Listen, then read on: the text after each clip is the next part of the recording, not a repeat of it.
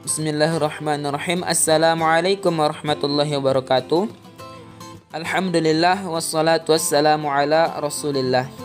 Baiklah, saya Fajri Ramadan dengan NIM 201101000063 akan mempresentasikan hasil bacaan saya tentang kala, aspek, dan modus dalam mata pelajaran sintaksis. Hubungan kala, aspek, dan modus. Kala menunjukkan waktu tindakan yang diungkapkan oleh verba dalam hubungan dengan saat penuturan.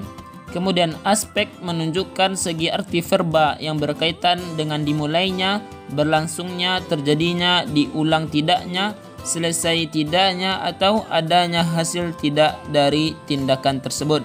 Akhirnya, modus mengungkapkan sikap penutur terhadap apa yang dituturkannya. Maksudnya sikap kepastian, kesangsian, pernyataan, pengingkaran, dan pandangan tentang betul tidaknya apa yang diungkapkan oleh verba. Kemudian definisi kala. Kala adalah kata kerja atau verba yang di dalamnya mengandung waktu dari sebuah kejadian. Dalam bahasa Indonesia tidak terdapat kala ini. Hanya dalam beberapa bahasa dunia yang terdapat kala. Contohnya dalam bahasa Inggris dan dalam bahasa Arab. Selanjutnya contoh kala.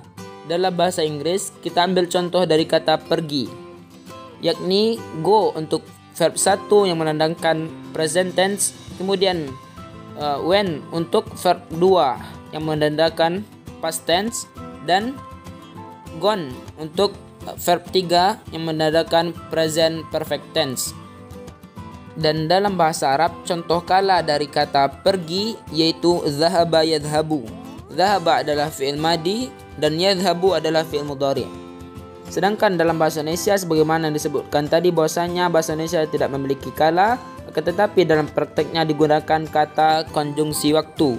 Contohnya, saya akan pergi sekarang. Saya telah pergi pada tahun 2020. Saya sudah pergi tadi. Kemudian definisi aspek. Aspek yaitu cara memandang pembentukan waktu secara internal dalam suatu perbuatan.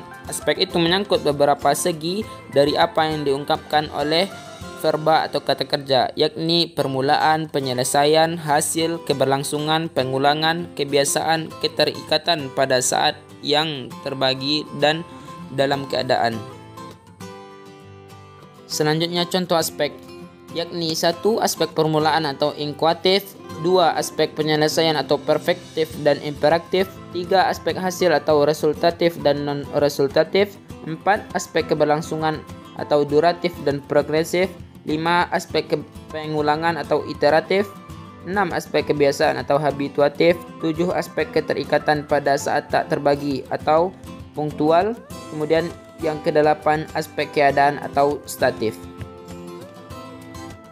Kemudian modus. Modus yaitu pengungkapan suasana psikologis dari pengucapan yang dilakukan oleh pembicara menurut tafsiran si pembicara itu sendiri. Selanjutnya contoh modus. 1. Modus interrogatif dan deklaratif. Contoh kalimatnya, apakah dia sudah berangkat? Menandakan interrogatif. Dia sudah berangkat, menandakan deklaratif. Kemudian yang kedua, modus negatif dan afirmatif. Contoh kalimatnya, para mahasiswa tidak setuju, menandakan negatif. Para mahasiswa setuju, menandakan afirmatif. Kemudian yang ketiga, modus desideratif atau optatif. Contoh kalimatnya, hidup raja, menandakan desideratif atau optatif. Kemudian semoga ia lulus besok, menandakan desideratif atau optatif. Selanjutnya yang keempat, modus irrealis, yaitu modus yang menyatakan ketidakpastian. Contoh kalimatnya, katanya Karl sakit, mungkin saja dia sudah berangkat, menandakan irrealis. Kemudian yang kelima itu modus imperatif dan hortatif.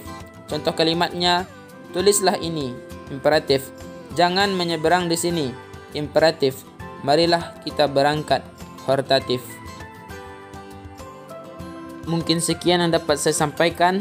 Terima kasih atas perhatiannya dan maaf atas segala kesalahan dan kekurangan. Saya akhiri dengan Assalamualaikum warahmatullahi wabarakatuh.